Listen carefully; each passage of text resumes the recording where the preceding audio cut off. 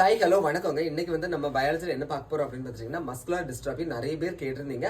அதே நேரத்தில் இது ஒரு ட்ரெண்டிங் டிசீஸ்னு கூட நம்ம சொல்லிக்கலாம். என்ன அப்படின்னு பார்த்தீங்கன்னா இப்போ வந்து ஒரு பெரிய திரை பிரபலம் நெப்போலியன் அவங்களோட பையன் வந்து இந்த நோயால தான் அவதிப்படுறாங்க. சரியா?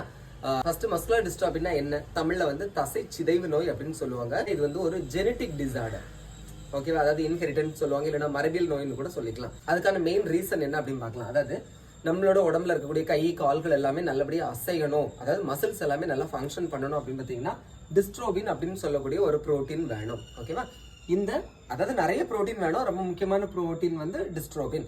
இந்த டிஸ்ட்ரோபின் புரோட்டீனை சிந்தசிஸ் பண்றதுக்கு சப்போர்ட் பண்றவங்க யார் அப்படின்னு பார்த்தீங்கன்னா டிஎம்டி ஜீன். அதாவது பயாலஜி ரிலேட்டடா சொல்லணும் அப்படின்னு பார்த்தீங்கன்னா இந்த புரோட்டீனுக்கு கோட் பண்ண ஜீன் என்ன அப்படின்னு பார்த்தீங்கன்னா டிஎம்டி ஜீன். ஓகேவா? இந்த ஜீன் தான் நம்ம உடம்புல இருக்கக்கூடியதுல லார்ஜஸ்ட் ஜீன். ஓகேவா?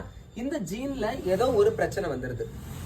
அது மியூட்டேஷனா இருக்கலாம், இல்லைன்னா வேற ஏதாவது ஒரு அப்ரிவேஷன்ஸ் ஏதோ சம்திங் இருக்கலாம். ஓகேவா? அப்படி ஏதாவது ஒரு பிரச்சனை வந்து இந்த டிஸ்ட்ரோபின் சிந்தசிஸ் பண்றதுல பிரச்சனை அப்படின்னா நம்மளுக்கு வரக்கூடிய நோய் தான் மஸ்குலர் டிஸ்ட்ராபி. ஓகேவா?